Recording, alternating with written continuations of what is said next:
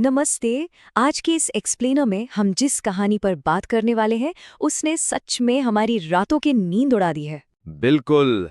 ऋषि के daemon empire में जो दूसरे दिन के हालात थे, उन्हें देखकर तो ऐसा लगा जैसे उसकी जान बस बाल बाल ही बची है। वहां जो खौफनाक घटनाएं घटी हैं, उन पर तो यकीन करना भी मुश्किल है। चलिए बिना कोई टाइम वेस्ट किए इस प्रिंसेस ऑफ डेप्थ वाले सर्वाइवल डीब्रीफ में सीधे चलते हैं। तो बात वहीं से शुरू करते हैं जहां हमने इसे पिछली बार छोड़ा था। ऋषि खजाने के नीचे बनी उस अंधेरी बेहद डरावनी गुफा में खड़ा है और उसके ठीक सामने एक विशाल बिना शरीर वाली आंख उसे घूर रही है। तभी एक खौफनाक आवाज गूंजती है कि मैंने एक बार देवताओं को निगल लिया था। यार, उस घुटन भरे डर का अंदाजा लगाना भी मुश्किल है। मतलब सोचिए, एक आम इंसान के सामने एक ऐसी रहस्यमयी आंख है जो खुद देवताओं को खा चुकी है। ऋषि तो डर के मारे वहीं से इस्तीफा देके भाग जाना चाहता था। और डर का लेवल तो तब अपनी चरम पर पहुंच जाता है जब सिस्टम की वार्निंग तुरंत फ्लैश होती है। सजा के तौर पर आत्मा का भक्षण। एकदम सही कहा। उस अनजान ताकत ने सीधी सीधी धमकी दी है कि अगर ऋषि ने इस साम्राज्य को वापस से ताकतवर बनाने से इनकार किया तो लॉर्ड भैरव मारे जाएंगे। ये सच में रोंगटे खड़े कर देने वाला मोमेंट है। एक आम इंसान अचानक इतने बड़े खतरे में फंस गया है जहां उसकी आत्मा तक निकल ली जा सकती है। लेकिन अगली ही सुबह माहौल बिल्कुल ही पलट जाता है। डर की जगह एक अजीब सी अफरा तफरी मच जाती है। राक्षसों के शहर में इमारतें जल रही हैं और तभी अचानक एक गॉब्लिन खिड़की तोड़कर अंदर गिरता है और चिल्लाता है, राजकुमारी फिर से हार गई। ये कितना ज्यादा अजीब है। अभी कल रात को ही आत्मा के भक्षण की इतनी भयानक धमकी मिली थी और आज सुबह होते ही एक नई मुसीबत गले पड़ गई। कोई भी इंसान इन अचानक आए बदलावों से तो पूरी तरह पागल ही हो जाएगा। और राजकुमारी की इस कर्ज की लिस्ट को देखकर तो किसी का भी दिमाग सुन पड़ जाए।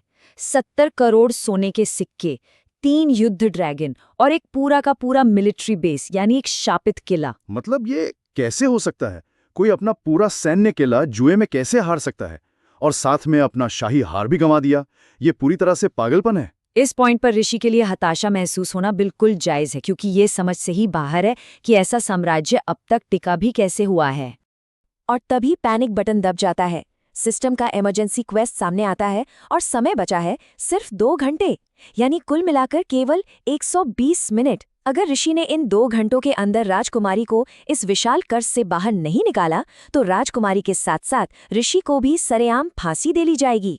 उसका घबराना 100% जायज था। इसमें बेचारी की तो कोई गलती ही नहीं थी।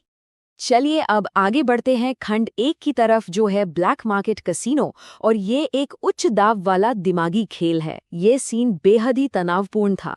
जमीन के नीचे का एक विशाल कसीनो जहां डार्क एल्व्स और दानव बैठे हुए हैं, और एक तरफ वो खौफनाक मॉन्स्टर मर्चेंट है जिसके पास सारी पावर है, जबकि दूसरी तरफ हमारी राजकुमारी अनाया है जो इतनी तबाही और कर्ज के बाद भी बड़े आराम से वाइन पी रही हैं। ये बहुत ही गंभीर और जानलेवा सिचुएशन बन गई थी। ये सच में एक जबरदस्त दिमागी मुकाबला था।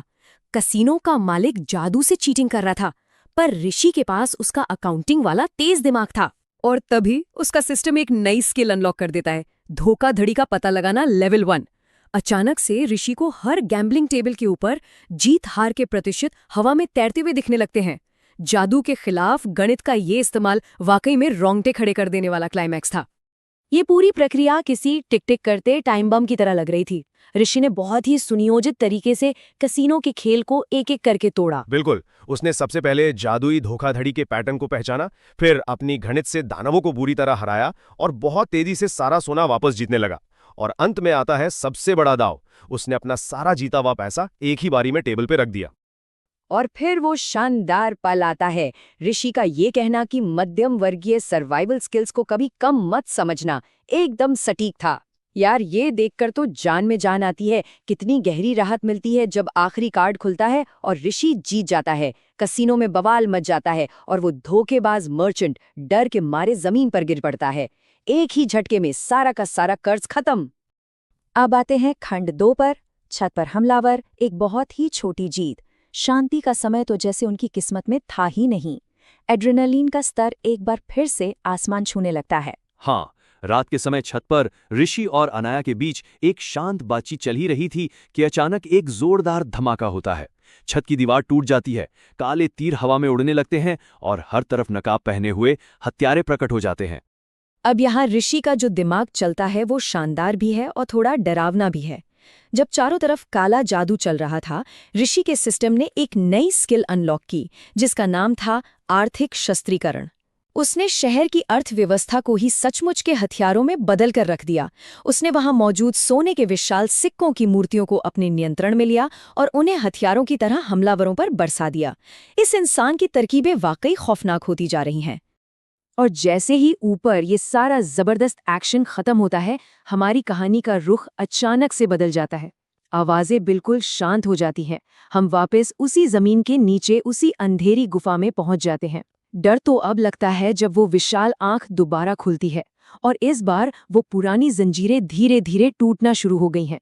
ऋषि ने ऊपर जो भी किया है, उसने इस खतरनाक प्रक्रिया को ट्रिगर कर दिया है। फिर उस अंधेरे में एक और नई आवाज गूंजती है कि तो हमें उसे मार देना चाहिए, इससे पहले कि वो साम्राज्य को जगा दे। ये सुनकर तो सच में शरीर सुन पड़ जाता है।